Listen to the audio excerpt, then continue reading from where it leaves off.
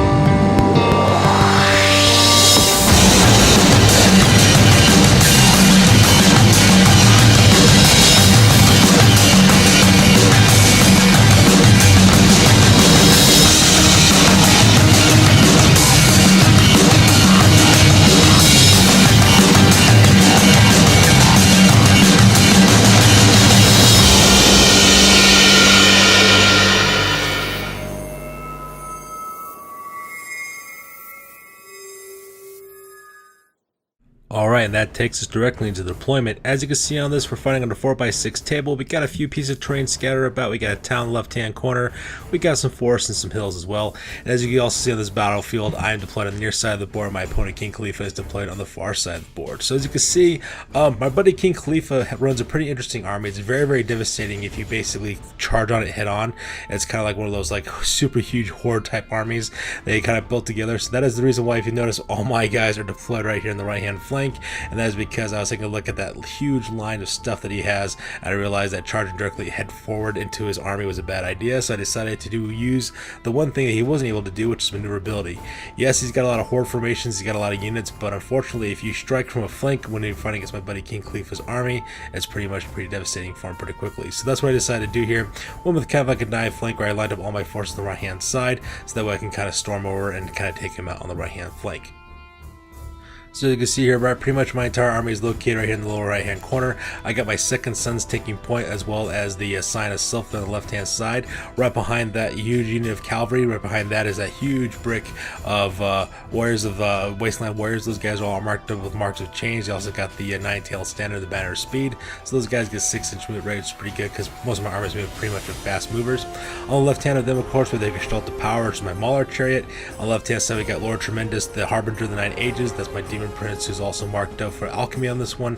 I also kind of changed this lore path to alchemy because alchemy has more damage type spells, which is very, very useful, since right in front of him I have my Shadows over Innistrad, which is my Vortex Fiend. That way I can channel my damage spells through that Vortex Fiend and cause a little bit more damage on that part as well. Pretty much the tactic is to march up along the right hand side of the board, strike on the right hand flank of my opponent's lines, and to kind of chew down his units one by one. Also deployed off the board is my unit of Osklander Jarls Barbarians. This is my Changeling units, my 20 Barbarians, as well as my Barbarian Chieftain village, the Curseling. They're located here off the top of the board, off the bottom side of the board. That's because I'm starting around number 2. I roll a d6 for those guys because they're ambushers. On a roll of 3 up, they deploy at any table edge of my choosing. So those guys might be commanding in this battle board as well. And that takes us to the deployment for the Empire Sonnstahl. This is targeting here on the left-hand flank. As you can see, we have the Yellow Company, which is that unit of 20 handgunners. Right behind them, of course, we have Donner the Great Cannon, as well as Blitzen the Volley Gun. And between the two of them, we have Hildegard von Königsmark, which is the Artificer, which makes those artillery pieces even deadlier. For the center deployment for the Schwarzwald Free Companies, we have that huge horde brick of Imperial Guards. That's the Black Company. Located in that unit, we have his captain, which is the Battle Standard Bearer. We also have the Prelate as there as well as the Inquisitor, which is actually kind of new because his army actually doesn't have a wizard in this one, which is kind of awesome. On the left-hand side, of course, we have the Red Company, which is 20 Halberdiers. They're a support unit to the Imperial Guards. On the right-hand side, we got the Blue Company, which is another unit of 20 Halberdiers as well. And then in front of them, we have Rommel's Rangers on the left-hand side, as well as the Queen's Rangers, which are 2 units of 10 skirmishing bowmen. So pretty solid center line. And make up the right-hand flank for the Schwarzwald Free Companies, we have the Panzerbearer, which is a steam tank, and of course we have the Vagrant Brotherhood, which is 15 Knights Imperial Cavalry, being led by Sir Tybalt Kraus, who is the Vagrant Knight. He's basically a Knight Commander on a young Pegasus as well, young Griffin as well. So that pretty much makes up his flank on the right-hand side. Like I said before, King Khalifa's army is very, very deadly, especially if you charge and heading straight at it. So in order to mitigate the damage I might take from his long-range fire capabilities, best bet for me is to try to attack on the flank and then work my way across the entire center line of his army, and that's pretty much what I'm going for. Since he has cavalry units on the right-hand flank, that kind of seems like the weaker flank for me to go after, so we'll see exactly what it looks like. So with that being said, we go directly to the top of turn number 1 after movement phase. Alright, so where's the Dark Gods get to go first? I won the initiative on this one, so because of that we go first, and this picture is taken after the movement phase. And as you can see, I really don't do much movement at all, really. I just kind of move everything up a couple inches forward, and the reason why is because, yes, my army is a Warriors of Dark Guards army, so it's meant to charge it and engage in close combat as quickly as possible, but my opponent has a lot of support units, has a lot of firepower located throughout that army, so I have to kind of gingerly kind of gauge my attack. My hope is that I can approach a little bit, kind of make him come at me with his cavalry as well as his chariots, as well as an army kind of sweeping around, so that way they're all out of position. If I can do that, then I can divide up my forces and kind of take on the weaker elements of his army one at a time. So as you can see here, I lead with my cavalry, with both my chariots as well as my knights. I kind of move up a little bit forward to act as a screen for my huge infantry unit. I keep Lord Tremendous behind that hill, so that way he doesn't get sniped off the table with some cannons, and I move up the Shadow of Innistrad. I think I march him forward, so that way he's further out ahead of my army, so that way I can start channeling magic missiles from Lord Tremendous into my Vortex Fiend, so that way I can start targeting units from a longer range. And that pretty much makes the movement for this one. So with Moon Orbit, we go directly to the magic phase, and I actually had an absolutely devastating magic phase for my opponent, King Khalifa. I cut his unit of Vagrant Knights down to about a third of its size, and the reason why is because the alchemy spells I used. Originally, you start off with my magic missiles using the Quicksilver Lash. It only causes D3+1 hits with metal shifting, so I managed to kill a couple of knights. I think I killed like 4 of his knights by the process using that spell. But the lore attribute, what it does is it makes all the units flammable, which means that any other spells that have flaming attacks that I use to target against this unit, I get to reroll failed wounds, which really came in help, especially when I use Molten Copper. Now, Molten Copper only gives you a strength of 2 when you go against these guys, but it has a pretty good armor piercing capability. It has an armor piercing 3, so these guys have to be rolling up on 4 ups to survive with flaming attacks. So any failed wounds I made against these guys, I was able to reroll again. I think I caused something like 9 or 10 wounds. I forgot how much it was. It was enough, however, to cut this unit down to a third of its size. Absolutely devastating for my buddy King Khalifa. That huge unit of cavalry was just chopped down like it's nobody's business. And I'm starting to think now that maybe the path of alchemy might be the way I want to go, because these magic missiles are quite powerful, especially if you stack them up with one another as well. I also then cast Silver Spike next. I cast that against the Imperial Sting Tank, which is the Panzer Baron. Only managed to put a wound on that one, so kind of lackluster, but now I'm starting to realize how the spells of the alchemy path work. You want to use a smaller spell first to weaken them, so that way you get to reroll wounds, so that way the attributes kind of stack and you can cause further damage, because man, that was an absolutely devastating magic phase. And since I have any shooting, because my army doesn't believe in shooting, there's no one in close combat, we then turn number 1 for the Warriors of Dark Gods and go to the bottom, turn number 1 for the Empire Sonnstahl.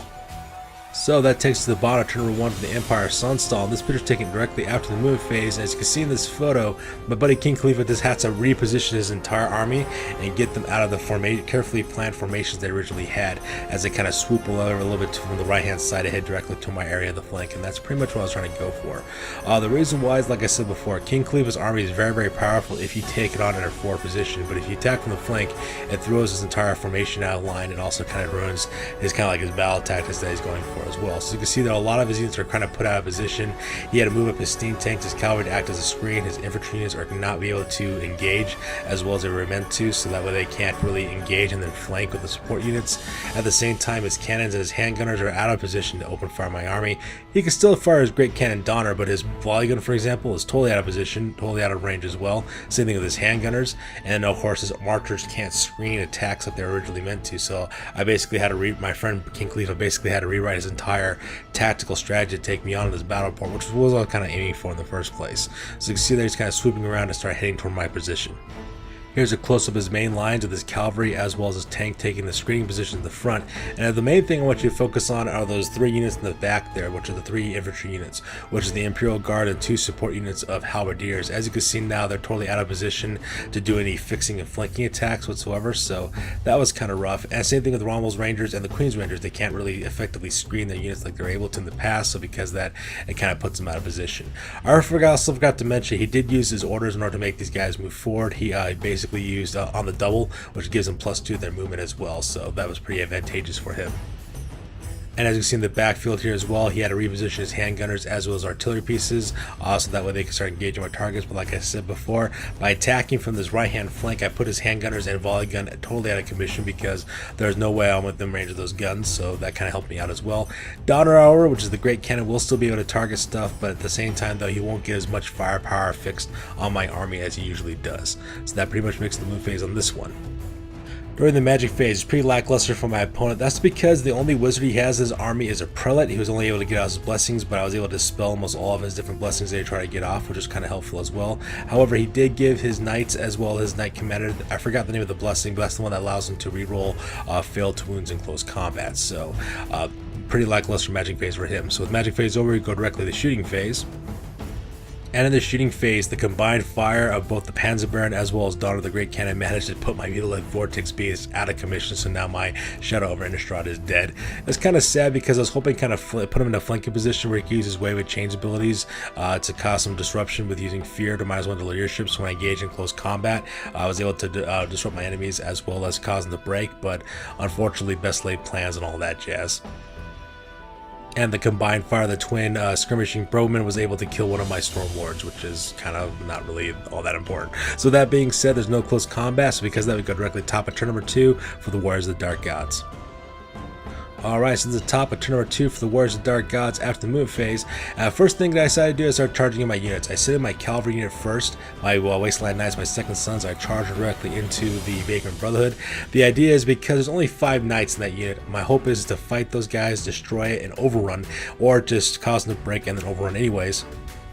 Charge that unit of cavalry, and hopefully have my cavalry, my knights, charge directly into the Blue Company, which is that unit of 20 halberdiers are in the back, so that way they can get to those guys and hit to the Imperial Guard. At the same time, I take up my 2 chariots, the sign of Sylph as well as the Gestalt of Power.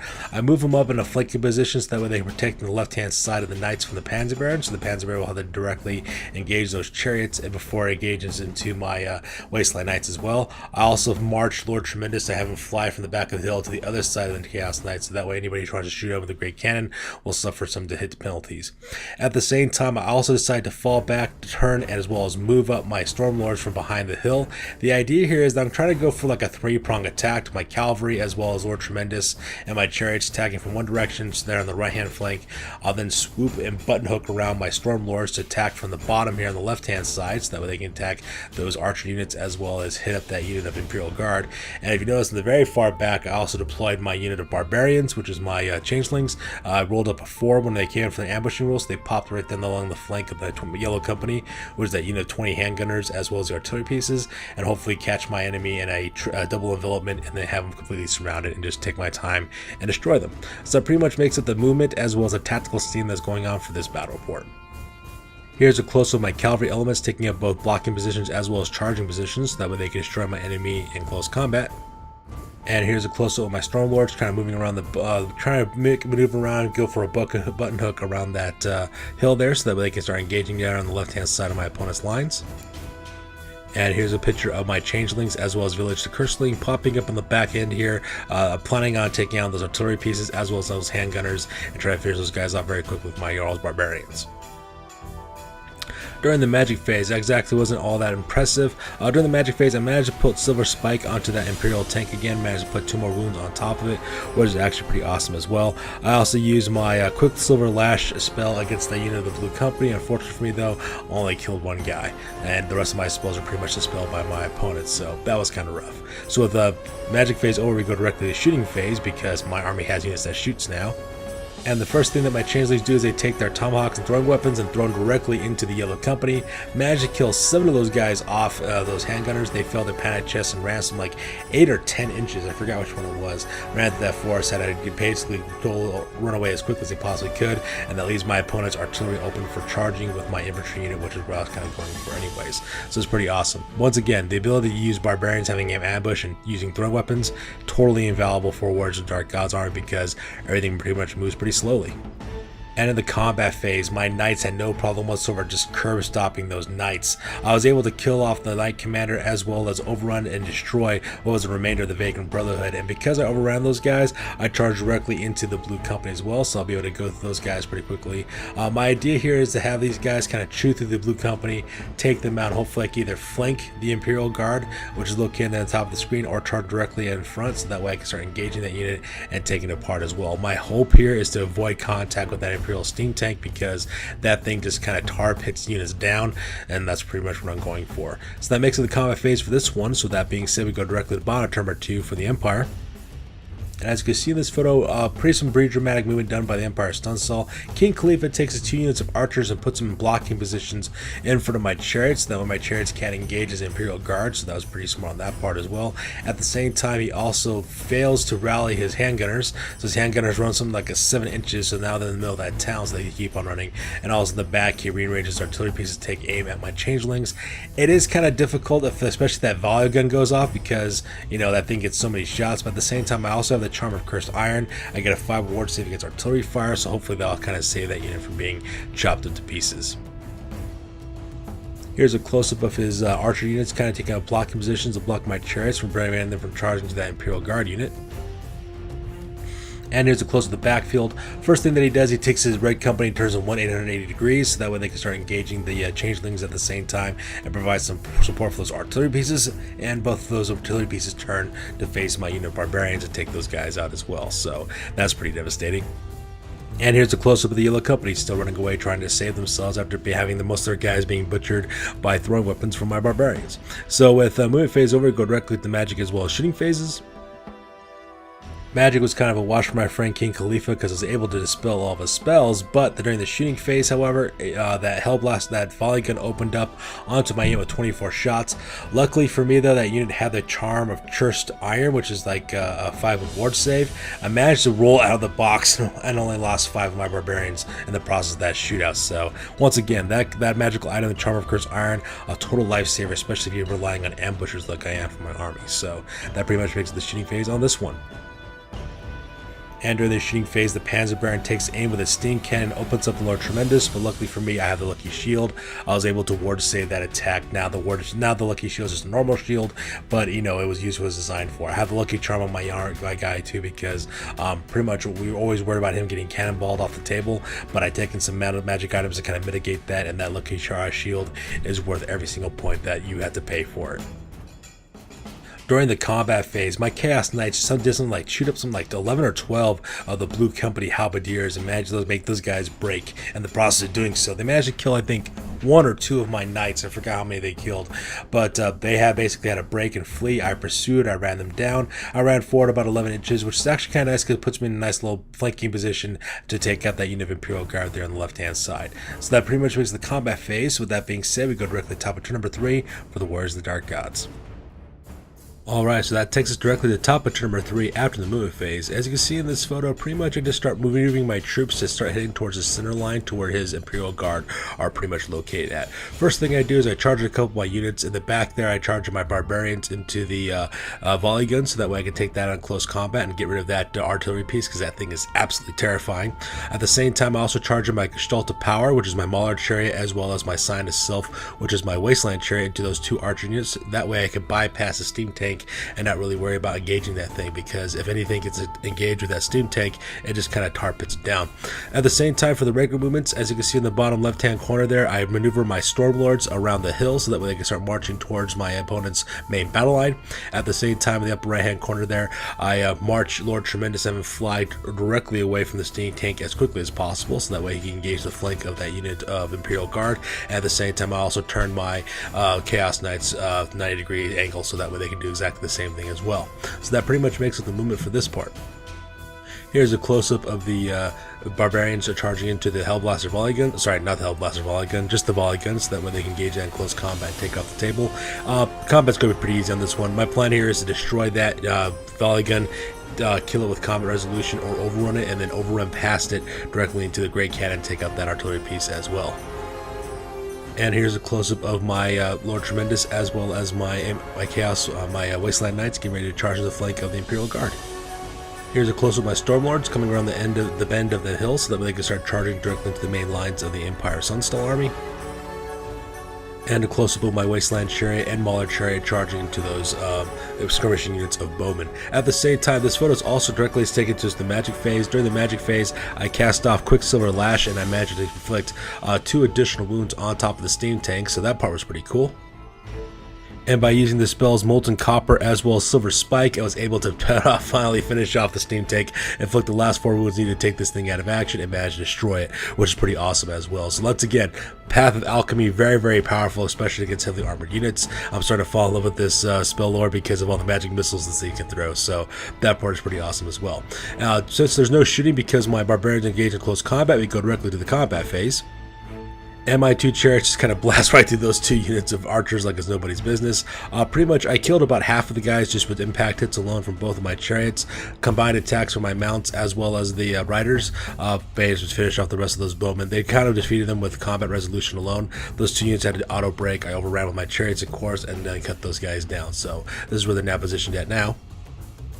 And at the same time, my Barbarians have no problem shooting through the volley gun. They overrun it and charge directly into this Great Cannon. So things are starting to look up pretty good for me. So we go to the bottom of turn number 3 for the Empire Sonnstahl, and as you can see in this photo, he does decide to charge in a couple of his units.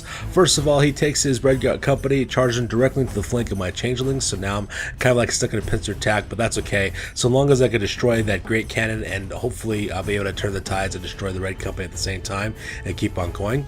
At the same time, during the movement phase, he takes his Imperial Guards, has them turn into the formation, head do like a hard right, so that way they can face down my Wasteland Knights and take those guys head on. And at the same time, his handgunners manage to rally and position themselves, as you see right in front of the base of the tower there, and they're bringing their guns to bear as well, which is actually pretty good for them. Here's a close-up of the flank charge that the Red Company launched against my Barbarians, a Village, the Curseling, as well as his Changelings. It's kind of rough, but at the same time, though, it could be expected. My plan here is to try to destroy the Great Cannon as quickly as possible. Hopefully, I can then deal with the Red Company, engage him, and bog him down in close combat the next turn. So, and if not, if my guys get destroyed, well, you know, that's what they're there for.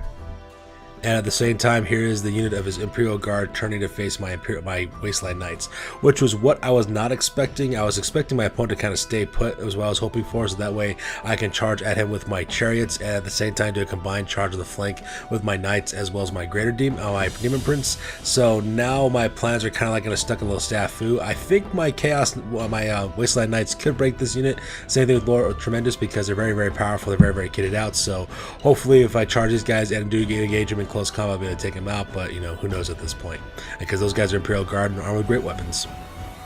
And here's a close-up of King Khalifa's handgunner unit, the Yellow Company. They turn and go about 190, make a 90-degree angle, and turn to face down my Stormlords. During the magic phase, his magic phase is pretty much a wash. I was able to dispel everything that he was casting, but during the shooting phase, though, the Yellow Company unloads on my Stormlords.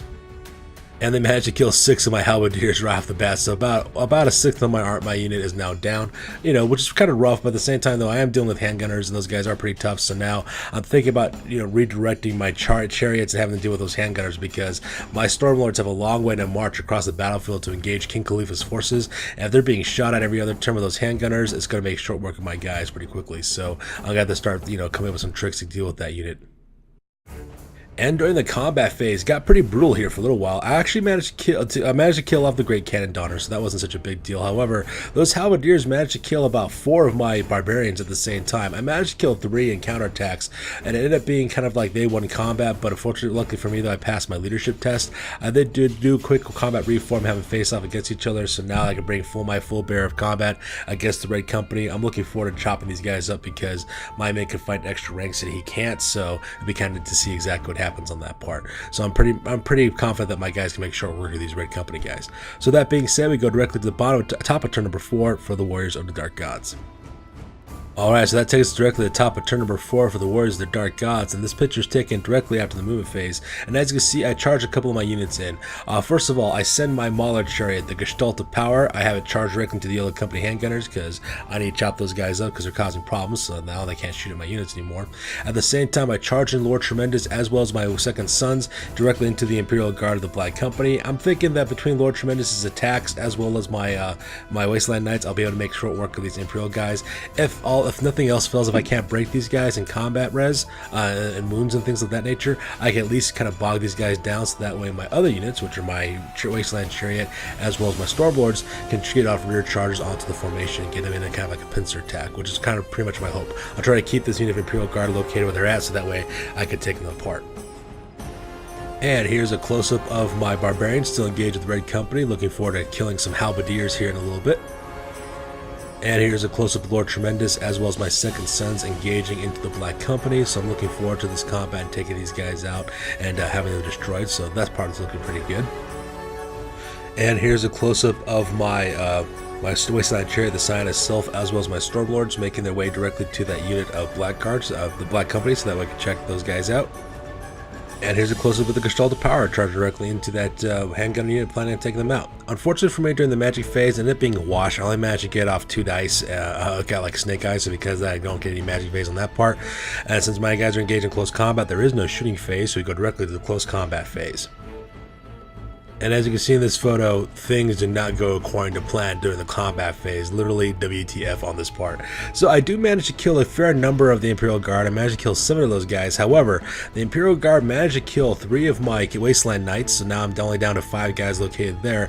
And as you also notice there too, Lord Tremendous is missing off the board. And the reason why he's missing off of the board is because of one individual. His name is Victor Hellsbrad of the Wilds. And that character is an Inquisitor, which is like one of the deadliest guys I actually ever ran up against to either. This guy is extremely deadly. First of all, he's got magic resistance too. He also inflicts multiple wounds every single time he strikes against you, and when he does strike against you, he also gets lethal strike as well, so you can kiss your armor save goodbye. Plus he also causes multiple wounds when he does wound. To make things worse, my buddy King Khalifa equipped him with the Kingslayer, so he got a +1 to his strength and +1 to his attack when he took on Lord Tremendous, and he also has the hardened shield, which allows him to get additional armor save. But to make things really worse, he also gets divine icon, which means that all of his attacks are divine attacks. So just in summation, that Inquisitor makes you re-roll any successful war saves that you have. You get no armor saves with his lethal strike ability as well, and if he wounds you, he causes D3 wounds at the same time. He wounded me 3 times and managed to put 7 wounds onto my Demon Prince, and managed to kill him single-handedly. It was like the most ridiculous thing I ever saw. That Inquisitor was kitted out to kill, and he took out that Demon Prince like it was nobody's business, which is actually pretty awesome. I was totally surprised about how tough that guy was, that little Inquisitor was. My problem was I should have issued a challenge if I wanted to keep my Demon Prince alive, but I didn't think anything of it with this unit of Imperial Guard, so it was pretty brutal on that part. So because of that, ended up being a stalemate. I forgot who won combat. I believe he won combat. I just barely managed to hold on with my combat resolution with my leadership, so now I still have that unit pinned, which is kind of nice, but man, I lost my Demon Prince just like that, and that was absolutely brutal. So yeah, that makes it the combat phase on this picture.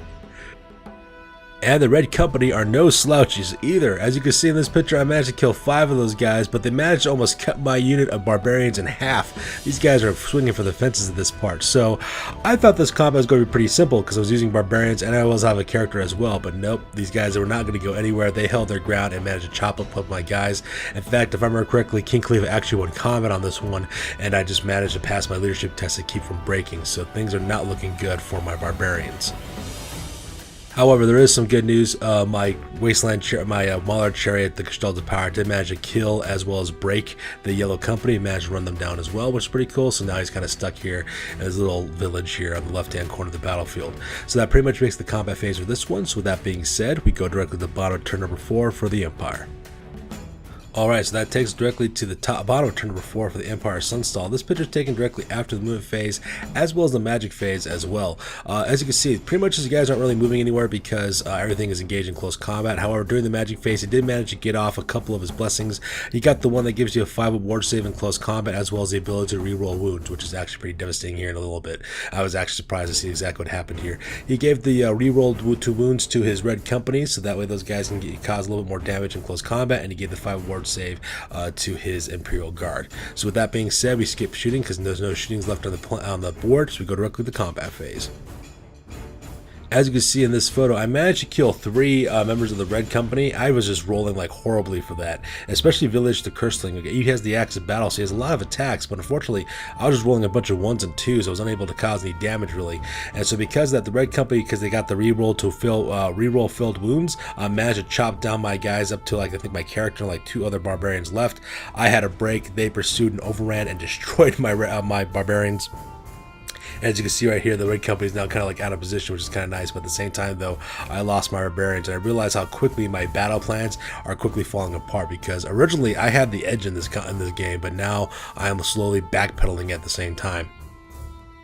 And to make matters worse, I do manage to kill, I think, 2 Imperial Guard in that unit with my Chaos Knights because of those 5 ward saves my buddy King Cleve was rolling out of the box. However, they managed to kill every single last one of my Wasteland Warriors to the man because that Inquisitor made way and actually fought against my Chaos Knights as well. So that was pretty brutal. Not only do they destroy my Chaos Knights, they do a quick combat reform, as you can see here, so that way they can face down my Sign of Self as well as my Stormlords, and they're getting ready to kick some butt, man. This Imperial Guard unit is very, very hard to crack.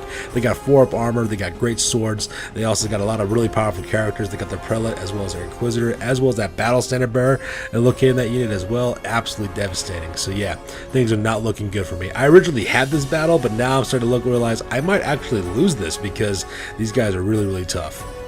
Which takes directly to the top of turn number 5 for the Warriors, the Dark Gods. So as you can see in this photo, I pretty much charged my last 2 units. I charged my Sign of Self as well as my Stormlords. If anybody can break this huge brick of this huge formation horde of Imperial Great Swords, it's going to be my guys. It's going to be my Stormlords. Those guys are pretty dense as well. They got the market change, so they're able to cause some wounds and all kinds of badness onto this unit as well. At the same time, I also take my Gestalt of Power and turn them 180, so that way you can start engaging that unit as well. And pretty much that's all the real movement that's going on in this part. Here's a close-up of my Stormlords as well as my Sign of Self charging directly into the Imperial Guards. So now those guys are engaged in close combat, so I'm looking forward to see how that goes. And here's a close-up of the Gestalt of Power turning 180 and getting ready to charge directly into that unit of Imperial Guard as well. So with no magic phase, because my general is now dead and there's no shooting phase, we go directly to the combat phase.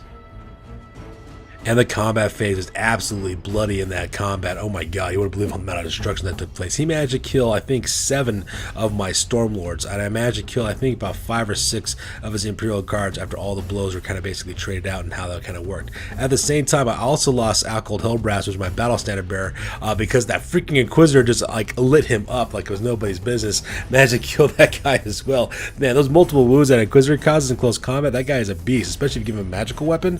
Oh man, that was absolutely horrible. But at the same time though, the Sign of Self did manage to kill I think 1 or 2 Imperial Guard using impact wounds, but at the end of the battle, as you can see here, this is exactly, we're stuck in the stalemate.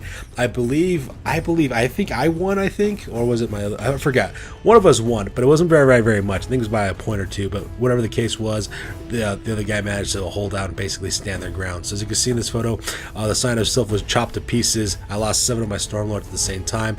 My opponent, King Khalifa, then does a quick combat reform and has his guys go into a column formation combination to give him more rank bonuses for the next combat, so that's going to be kind of rough to deal with. At the same time, though, that Inquisitor, which is that guy with the green guy with the sickle there in the front, he takes directly front and center with his general as well as battle standard bearer, and I'm starting to think that I might not win this game. I actually might lose because, man, this is a hard unit to destroy. It is really, really tough. Alright, so that takes us directly to the bottom of turn number 5 after move for the Empire Sonnstahl. And this pictures both the combination of both the move phase as well as the magic phase. During the move phase, he moves his Artificer as well as his Red Company as quickly as he possibly can from the chateau over there in the left-hand corner towards my Stormlords. If I've had to guess what my buddy's trying to do, he's trying to get those guys charged into the left-hand flank of my Stormlords, which he might not be able to pull off because, you know, we only got one more turn after this. Also during the magic phase, he also got to manage to get off another one of his spells as well. A couple of his blessings, he got the reroll to fail wounds as well as the 5 award save as well, which is pretty devastating in close combat. And so with that being said, we go directly to the combat phase because there is no shooting phase. And as you can see in the combat phase, the Imperial Guard from the Empire Sonnstahl had no problem just chopping up and killing the rest of my Stormlords. I did manage to kill a fair number of Imperial Guard. I think I killed 5 of them, which is actually pretty admirable for me because I had the higher initiative step. However, between the attacks from his Inquisitor, his Prelate, his Marshal, as well as using his, I forgot what order it was that he was using. I believe it's the one where they get to fight additional ranks as well. And then chopping at me with great swords. I think they killed like something like 10 of my guys. Some ungodly number of my guys were just dropping dead. I failed my break test. I had to flee. He pursued like it was nobody's business and just ran down and killed the rest of my Stormlords at the same time. So that was absolutely brutal. Did not see that coming whatsoever. This battle went 180 on me when that took place. And as you can see, ladies and gentlemen, that takes us directly to the end of the game because I know there's no way I can recount my points with my one lone Mauler chariot, especially against that Imperial Guard unit. So as you can see there, the game is over. We got 2 units of Empire Sonnstahl left with an Artificer. I got my Mauler chariot. This was a bloody, brutal battle that just had all kinds of surprises inside of it. So with that being said, ladies and gentlemen, we're going to go directly to the after action report because this game is now over. I thought about staying. They offered me the chance to lead them, to teach them, to be king. But my place is here, so I swallowed the juice, said the words, and here I am. Did you say the words right this time? Well, maybe I didn't say every single tiny little syllable, no, but basically I said them, yeah. Basically. Alright, ladies and gentlemen, now it's time for the after action report. This is the part of the battle report we talk about what went well, what went poorly, what we can learn from the next time that we do battle. This is the after action report for battle report number 20 for the 9th Saga. Ended up being a defeat for yours truly, so I have lost this battle. So let's go and talk about some of the losses that we sustained in this battle report. For me, I lost Lord Tremendous, Ackold Hellbrass, Village, the Curseling, the Stormlords, the Changelings, the Second Sons, the Scions of Sylph, and the Shadow over Innistrad. Pretty much my entire army except for my Mauler chariot. My buddy King Khalifa, however, he lost Sir Tybalt Kraus, the Vagrant Brotherhood, the Blue Company, the Yellow Company, Rommel's Rangers, Queen's Rangers, Donner Blitzen, as well as the Panzer Baron. Now let's talk about some of the factors that kind of led to this victory for my opponent and my defeat. First of all, Path of Alchemy in this game is absolutely no joke. It's a very powerful magic lore with good damaging spells, a lot of magic missiles, very, very cool. I also like using it in combination with my Vortex Fiend so that way I can get additional range on those damage spells as well, so that's a pretty good combination. I'll probably stick with it for the foreseeable future. Also, very, very powerful lore attribute as well, where your opponent gets flammable if they get wounded by one of these spells, which is pretty powerful, which allowed me to use Molten Copper to just kind of destroy the Vagrant Brotherhood at the same time as well. Unfortunately, even though that lower attribute is very, very powerful, when the game freeze is over, when August comes around, they're probably going to nerf it because a lot of people are going to be rage screaming out there in the world like, oh my god, it's unfair, and they'll scream balance, and because of that, they're going to nerf it as always because that's what 9th Age does apparently when it comes to really cool stuff. Anyways, moving on, we're talking about cannons as well. Like I said before, they also nerfed cannons a lot. I mean, cannons were very devastating. I really liked them when they were in Warhammer. One of the big challenges like using was trying to dodge cannon fire, and yeah, cannons are pretty good still, but at the same time they're not as rewarding as they used to be. Like, I used to really like dodging cannon fire from my Imperial opponent and then destroy his army anyways. It just seemed kind of like not the same. It was not as thrilling to, like, you know, carefully maneuver your forces in order to dodge cannon fire and all that. So, but you know, like, again, balance, I guess, is what everyone wants to scream for, balance. But anyhow, did a lot of maneuvering for this battle report because for Warriors of Dark Arts army, Warriors of Dark Arts usually just pretty straightforward. You charge them forward, engage in close combat, and just destroy your opponent. But because of the factors that my enemy had, I had to do a lot of creative maneuvering in order to kind of dodge and try to find the weaknesses for his army. So that was actually kind of fun to do that as well. On the other side, however, Imperial Guard are no joke. They're a very solid fighting unit. They got 4 up armor. They got +2 to their strength. They do strike last, which is kind of sad, but they do have the armor saved in order to kind of help them out with that. Plus, they're cheap enough to where you can buy huge units of them, so they're very, very good.